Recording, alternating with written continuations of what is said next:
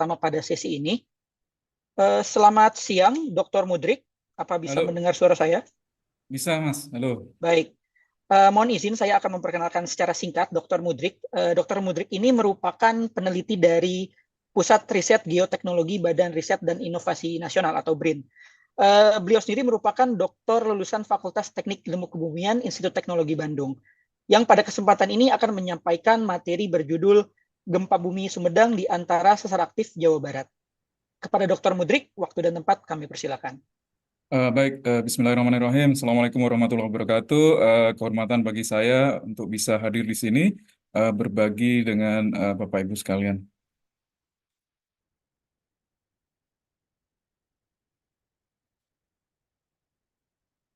Mohon maaf, ini apakah slide saya sudah terlihat jelas? Terlihat jelas, Pak. Oke, baik. Saya akan langsung saja. Kita sesuai dengan waktu, terus terang saya sendiri pun juga ternyata tipenya nggak sabaran juga Bapak Ibu sekalian, mohon maaf. Jadi secara prinsip saya akan mencoba menjelaskan gempa bumi Sumedang tahun 2024 di antara sesar aktif di Jawa Barat. Outline yang saya akan coba sharing hari ini adalah satu adalah surface rupture atau retakan gempa bumi itu dan karakteristik gempa buminya. Jadi ini sesuatu ilmu, kenapa ini sesuatu yang sangat penting. Yang kedua itu adalah sesar aktif di Jawa Barat, yang ketiga adalah waspada Bapak Ibu sekalian.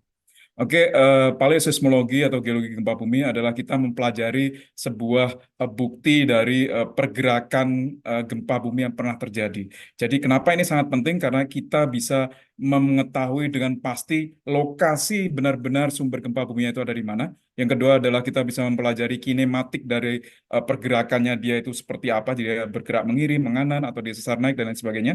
Kemudian yang paling penting itu adalah kita bisa memahami karakteristik gempa buminya. Jadi sebuah sesar dia mampu menghasilkan gempa bumi seberapa besar magnitud, ataukah dia sebuah sesar itu dia mampu seluruh segmen itu bergerak sekaligus atau beberapa segmen dia bergerak sekaligus menghasilkan gempa bumi. Itu adalah karakteristik dari setiap sesar yang itu sangat spesifik satu sama lain, dan kemudian kita juga bisa memahami kecepatan bergesernya, dan yang paling penting itu adalah periode ulangnya dalam artian kita berada di posisi yang mana Bapak Ibu sekalian. Oke, ini adalah serata prinsip dasar. Jadi kita mempelajari morfologi, inti utama dari penelitian yang kita lakukan di geologi gempa bumi. Kita adalah melihat suatu image morfologi ini di Himalaya. Jadi sebelum kejadian gempa bumi, dan ini adalah setelah kejadian gempa bumi. Jadi apa yang kita lakukan? Kita mempelajari dengan seksama eh, pergeseran itu Bapak Ibu sekalian. Jadi ini ada pergeseran sungai, kemudian ada bukit yang memanjang ini bergeser, dan dia ini memotong sepanjang garis sesar itu. Jadi tidak akan mungkin di satu tempat sama tempat yang lain dia akan berbeda. Jadi dia akan sama semua dalam garis sesar aktif tersebut. Oke, eh, karakteristik. Jadi apa yang kenapa ini sangat penting? Jadi karakteristik ini adalah salah satu contoh yang kami teliti di Palu Koro dari tahun 2012 terjadi gempa. Ini gempanya, jadi tahun 2012 dia gempanya itu adalah tegak lurus dari main fault dari Palu Koro. Palu Koro sebelah sini main faultnya. Kemudian kita tahu bahwa berdasarkan catatan sejarah bahwa ada gempa bumi 1907, lokasinya lebih kecil, kemudian 2 tahun berikutnya diikuti gempa yang sangat besar 1909. Jadi cuma dua waktu 2 tahun. Jadi itu yang kita khawatirkan karena karakteristik dari gempa 2012 itu identik dengan 1907. Jadi itu sesuatu yang kita khawatirkan dan ternyata terjadi betulan. Jadi gempa bumi ini jelas panjangnya yang di darat aja itu sekitar 60 kilometer, total hampir 150 kilometer. Jadi dan kita bisa pelajari dengan seksama ini bagian atas ini pergerakan dari sinistral faultnya. Jadi dari ujung utara sampai ujung selatan, rupture itu tuh continuous dia akan kita bisa pelajari dan dia itu akan sama terus. Jadi ini yang menjadi concern. Jadi suatu sesar dia itu harus diuji secara morfologi bahwa konsistensi itu selalu terbaca dengan baik. Ini adalah salah satu kehati-hatian kita dalam meneliti geologi gempa bumi. Baik. Kemudian salah satu yang kita lakukan itu kita mempelajari spesifik satu lokasi, kemudian kita lakukan survei topografi karena waktu itu citra resolusi tinggi tidak ada, lidar juga belum ada waktu itu, jadi kita menggunakan total station. Dari total station terlihat ada pergeseran yang jelas 5,5 meter sinistral. Jadi kalau kita kondisikan semula dia harusnya itu terasnya lurus semacam ini, tapi dia tergeser sinistra sekitar 5,5 meter. Jadi ini sesuatu yang concern hasil pertemuan kita, dan kita tahu bahwa 5,5 meter atau minimal 4 meter itu adalah kelas magnitud 7,5.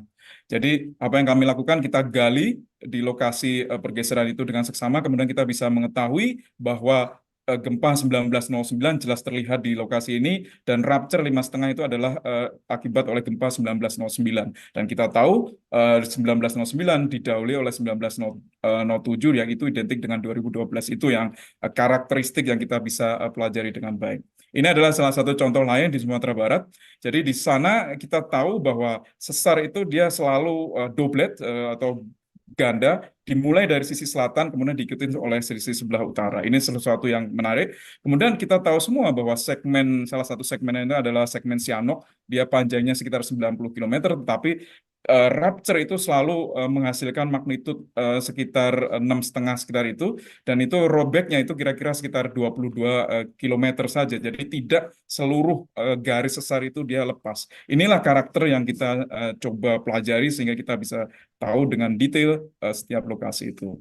Kemudian yang salah satu yang saya concern itu adalah surface rupture. Surface rupture itu ada apa ya? Ada ilmunya. Jadi saya sempat belajar juga dari gurunya Profesor Ibu Gayatri, dan ada ProfesorTerisie, dan ada supervisi saya Pak Dadi Hilman. Jadi ada suatu buku McCaplin 1996, itu buku yang jelas sekali tentang paleoseismologi. Di situ dijelaskan bahwa threshold atau batas kita umumnya menemukan surface rupture itu adalah di magnitud 5,5.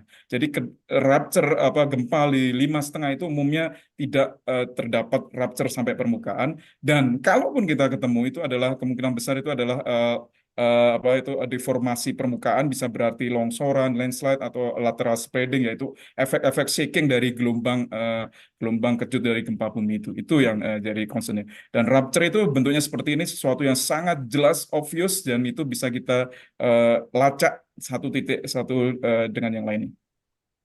Oke, jadi ini concern saya. Jadi ini ada data yang saya kumpulkan simpel sekali dari websitenya BMKG. Saya kumpulkan dari bulan November sampai hari kemarin, tanggal 10 Januari. Jadi data ini ada yang menarik. Ini ada klaster-klaster sebaran gempa bumi yang ada di sebelah kiri Luiliang, kemudian Cianjur terjadi gempa, kemudian Sumedang kemarin terjadi. Ternyata di Tegal pun juga ada gitu. Jadi ini sesuatu yang menarik. Apa dari gempa-gempa yang sebaran-sebaran kecil-kecil ini, itu yang kita tahu, yang kita ingin tahu lebih dalam. Kemudian kita tahu semua bahwa di Sumedang ini itu ternyata dia berada di antara sesar aktif yang besar-besar yang kita sudah pelajari dengan baik. Salah satunya itu adalah di sebelah sini kita sebut sebagai sesar Baribis yang menerus dari Surabaya, Kendeng, kemudian sampai ke hampir sekitar Jakarta. Kemudian kita ada Lembang Fall dan lain sebagainya. Dan kita tahu semua berdasarkan hitungan dari deterministik, dari empiris Wallace Coppersmith, itu kita tahu bahwa panjangnya ini tuh dia capable menghasilkan gempa bumi, katakanlah yang Tampomas ini, segmen di sebelah sini dia magnitud 6,7, Lembang maksimumnya bisa sampai 7, kemudian Baribis sebelah Cermai itu bisa sampai 6,6, kemudian di Cermai sendiri extractive system dia mampu menghasilkan 6,6. Jadi ini sesuatu yang headline, jadi kita harus kaji lebih dalam. Kemudian salah satu evidence yang hasil paleoseismologi yang jelas itu ada satu lokasi di sini di Baribis. Ini bagian dari sesar Baribis di situ. Ini kalau nggak salah namanya segmen Tampomas, dikasih oleh publikasi. Jadi di sini kita bisa tahu bahwa secara kejadian gempa pernah terjadi tahun 1847. Kemudian ini bentuknya, garis sesar yang kita pelajari secara morfologinya. Kemudian spesifik di lokasi ini, titik ini, kemudian kita lakukan survei morfologi rinci menggunakan drone. Data drone ini terlihat ada sebuah robekan yang khas dari sesar aktif. Ini sangat jelas terlihat. Jadi ini terlihat jelas, warna garis merah ini di antara ini adalah sesar rupture dari gempa bumi yang pernah terjadi di titik ini. Kemudian kalau kita lebih spesifik, maka kita bisa tahu bahwa terjadi pergeseran sekitar 5 plus minus 1 meter atau minimum 4 meter. Jadi 4 meter, Wallace Coppersmith, kita bisa hitung bahwa dia masuk hasil kalau dia terjadi oleh satu event gempa bumi, maka dia kelas magnitud 7. Jadi ini jelas di sisi sebelah situ ada indikasi kuat bahwa pernah terjadi gempa bumi magnitud 7. Kemudian penelitian ini kita pelajari dengan seksama. Ini salah satu kolega kami di kantor dari Sony. Beliau bertanggung jawab untuk mempelajari dengan seksama mulai dari kilometer nol, kemudian dinotasi dengan baik, kemudian dikasihkan tata nama dengan baik. Jadi kita tahu semua bahwa sesar-sesar ini adalah sesar-sesar yang secara definisi, secara morfologi sudah menunjukkan bahwa dia adalah masuk dalam klasifikasi sesar aktif. Kemudian kita juga mendapatkan satu trenching yang luar biasa besarnya. Ini adalah kedalaman sekitar 75 meter kedalaman galiannya itu. Jadi dari sini kita bisa tahu bahwa secara paleoseismologi bahwa terjadi 5 event gempa bumi dan masuk dalam klasifikasi sesar aktif. Jadi itu sudah confirm bahwa sesar ini adalah sesar aktif, Bapak Ibu sekalian. Oke, kemudian kita tahu semua bahwa di Lembang kita ada offset sungai. Jadi ini ada offset sungai. Ini adalah bukti terbaik dari pergerakan sesar Lembang mengiri. Jadi di sini kita ada di daerah Ngamprah di kilometer 5 dari sesar Lembang. Ini adalah lembah-lembah sungai, dan lembah-lembah sungai ini dia mengalami pergeseran, dan ada sungai yang dia sampai terpotong sungainya menjadi kering karena pergerakan dari sesar Lembang ini. Ini adalah salah satu bukti jelas dia bergeser 120 meter. Kita tahu umur dari vulkanostratigrafi di sini, sehingga kita bisa tahu kecepatan gesernya sekitar 2 mm per tahun, dan panjangnya 29 km. Kita tahu bahwa dia kelas capable magnitude gempa 6,5 sampai 7. Dan tadi yang saya headline kan bahwa sebuah sesar aktif dia harus bisa menunjukkan bukti bahwa konsistensi dari pergeseran itu terekam dengan baik sepanjang di morfologi itu. Itu adalah concern yang harus kita itu jelaskan, dan itu adalah tanggung jawab kita sebagai geoscientist untuk menjelaskan dengan detail bukti-bukti apa saja yang kita bisa lihat, dan itu adalah hasil dari penelitian yang kita lakukan. Oke, sekarang kita menuju ke Sumedang. Jadi gempa Sumedang luar biasa. Saya tidak akan menambahkan kerunyuman masalah. Jadi ada sesar beberapa nama sesar. Saya akan fokus di apa saja morfologi yang ada kemungkinan berhubungan dengan gempa bumi yang kemarin terjadi. Jadi kalau hemat saya secara morfologi ini menggunakan data yang sangat kasar. Ini VEBDEM resolusi 30 meter, tapi dia adalah true ground, jadi bukan tutupan vegetasi. Sedangkan data DEMNAS ini adalah data yang jauh lebih resolusi tinggi, tetapi dia itu tidak mampu menutup tutupan vegetasi. Jadi ini kelebihan dan kekurangan dari dua set data yang kita gunakan.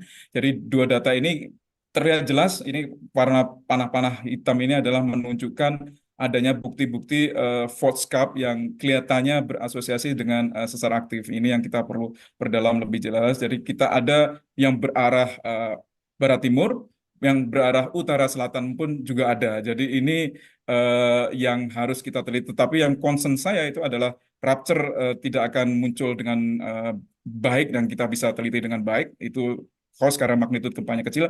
Tetapi concern yang lebih besar itu adalah ada nggak sesar aktif yang besar yang menyimpan energi yang jauh lebih berbahaya, dalam artian ini adalah merupakan sebuah gempa foreshock awalan yang akan menyebabkan gempa yang lebih besar ya. Ini yang kita harus concern karena kita tahu bahwa pernah terjadi gempa tahun 1955, dan saat ini kita belum tahu apakah itu benar-benar sama magnitude gempanya, MMI-nya, ataukah dia jauh lebih besar. Jika dia jauh lebih besar, berarti ini sesuatu yang kita harus kaji lebih dalam, sumbernya ada di mana. Ini yang concern dari penelitian yang harusnya akan dilakukan follow up dari circulation di gempa bumi ini. Oke, jadi ini yang concern yang saya ingin headline. Jadi kita tahu bahwa Sumedang di sebelah sini ada sumber-sumber besar aktif yang besar-besar yang kita sudah identifikasikan dengan baik. Dan ini magnitude-nya itu di atas 6,5 semua. Ini sesuatu yang harus kita waspadai, dan ini berada di kota-kota yang sangat penting: Cirebon, Bandung, Jakarta, Kerawang, Indramayu, dan lain sebagainya. Ini adalah kota-kota yang vital, dan kita sendiri juga tidak tahu apakah gempa ini itu adalah bagian dari sebuah swarm earthquakes. Jadi kalau saya boleh lihatkan, jadi swarm earthquakes itu adalah dia karakteristik dari sebuah gempa, dia di wilayah klaster tertentu saja spesifik, dan ini contohnya di Palu Koro. Jadi ini ada gempa di sekitar Mamasa, di Enrekang, jadi itu gempanya hanya klaster di situ dan dia magnitudenya kecil-kecil saja. Ataukah dia adalah merupakan sebuah foreshock, yaitu adalah gempa yang akan diikuti oleh gempa yang besar lainnya. Jadi kalau saya coba lihat di Wikipedia, di situ dijelaskan foreshock ada beberapa yang concern. Ini adalah salah satu di Chile, magnitudo 5,2, kemudian eh, bisa menghasilkan ikutan gempanya itu adalah magnitudo 6 dan ini delay-nya adalah sekitar 3 bulan. Tetapi ada juga yang magnitudo 4,8 diikuti oleh magnitudo 6,9 itu di jeda waktunya sekitar 2 hari. Jadi ini yang concern yang ingin saya tekankan bahwa eh, kita ada beberapa klaster sebaran gempa-gempa kecil di sini, Luiliang, Cianjur, Sumedang, Tegal, dan ini adalah sesuatu yang kita tidak tahu apakah ini adalah benar-benar dia adalah swarm earthquakes di lokasi itu, ataukah dia adalah menunjukkan suatu foreshock dari sebuah gempa yang mungkin muncul dari patahan-patahan yang besar-besar ini. Ini adalah sesuatu yang kita tidak tahu dan mau nggak mau bahwa kita harus bersiap siaga. Jadi ini kesimpulannya saya bisa sampaikan bahwa ada gempa-gempa kecil, kemudian umumnya adalah magnitud 5, di bawah 5,5. Jadi secara deformasi permukaan bisa sangat salah dengan deformasi karena gerakan tanah. Jadi itu yang kita harus constrain bahwa itu bukan adalah surface rupture.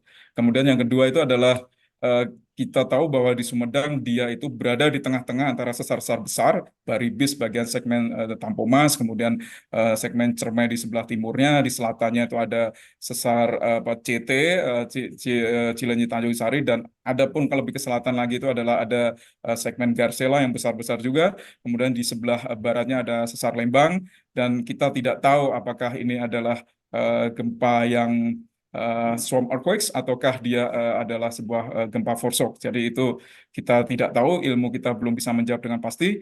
Jadi hemat saya itu adalah waspada adalah sesuatu yang wajib. Kemudian mitigasi secara teori itu harus bersiap terhadap kemungkinan yang terburuk. Kemudian salah satu concern kami, saya untuk kawan-kawan di Earth Science, bahwa oke ini gempa, oke, tapi kita jangan terlalu sibuk dengan poin ini saja. Kita harus melihat ke depan dan kita harus concern terhadap ancaman-ancaman yang besar yang itu sangat berada dekat dengan kota-kota besar yang memiliki resiko yang sangat tinggi. Mungkin itu yang saya bisa sampaikan. Waktunya masih 2 menit. Terima kasih. Baik, Saya terima kembalikan ke kasih kepada Dr. Mudrik atas materi yang disampaikan, sangat mencerahkan, semoga bisa bermanfaat bagi kita semua.